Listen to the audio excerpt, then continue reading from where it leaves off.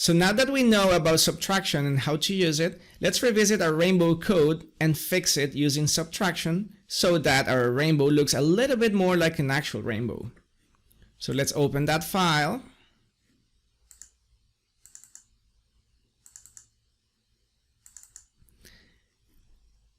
And I will save it as rainbow 2. And the first improvement I'm going to do to this file is I no longer want to have to go to the game, press F3 and see where I am to update the variables here. Now we know that there is a function that can let us know exactly where our player is. So let's use it.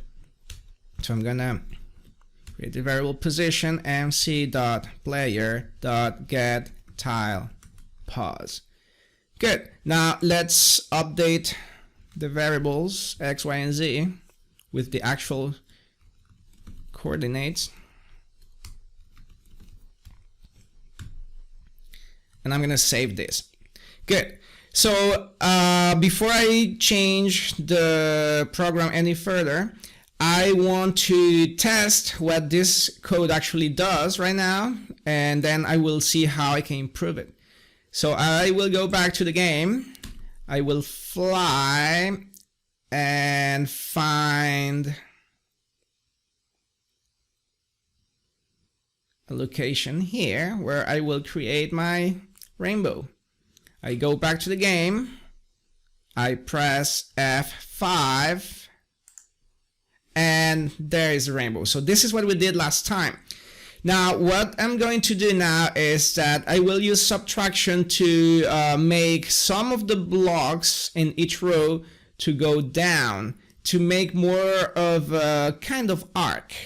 So it's not going to be perfect, but it will give you enough knowledge to continue working on this rainbow and make it look even better. All right, let's proceed. So back to the code.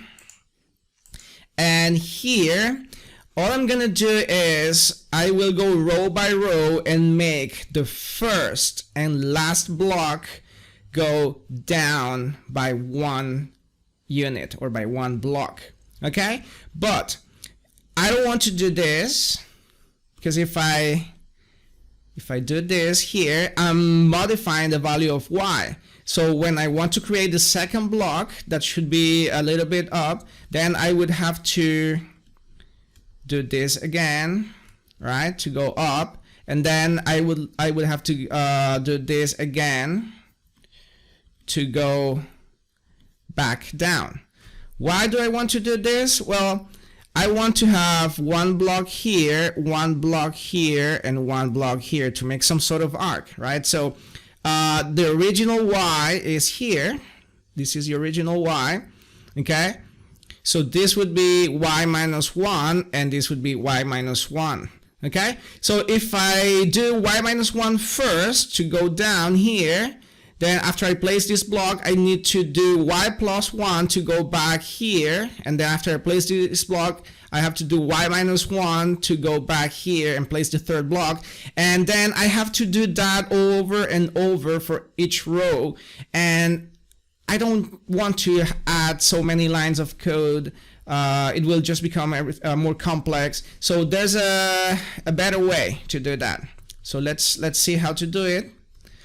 And the recommended way is, instead of modifying the actual value of y by creating a full statement here, all I will do is to send y minus 1 directly as the argument for the setBlock function. So by doing this, I'm not modifying the value of y, right? To modify the value of y, I need to actually assign to y the new value, which is y minus 1. But if I don't do this part, if I only do y minus 1 here, this expression is not changing anything.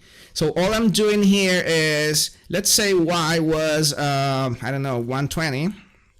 Okay, so here this will be 119, but I'm not changing y. I'm just computing this new value and using it directly as an argument to the setBlock function. Now, when I use this y here is the actual value 120, unmodified value, and then when I do the y minus 1 here, it's 119, right? But I'm not changing the y in any way. And this way, I don't have to be changing my y over and over, and it just makes my code a lot simpler. Good. So if I do that, this will create one block below the actual y, then this will create the block at y, and then one below. Good. So in theory, this should create an arc, and let's proceed and do the same for every row of colorful wool. So for the blue one, make sure to not make any mistake. Then for the green one,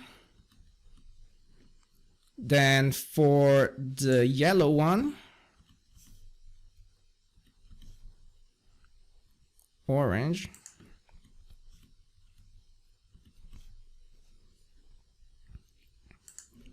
and then for the red one. So let's have a quick look. So -1, -1, -1, -1, -1, -1, -1, -1, -1, -1. Looks good to me. So let's save this, Control S. I'm gonna go back to the game here. It's already night, so I'm gonna drink the potion. Just move a little bit here. Back to the game, F5, back to the game, and there you go. It looks a little bit better than the one there behind. So yeah, there you go. You have now arcs, and obviously if you add more blocks of each color and go down each time you add an extra block, so you could create a bigger arc that might look more like an actual rainbow. So go ahead, I just give you the tools, and you feel free to use your creativity and Python skills to create a better rainbow.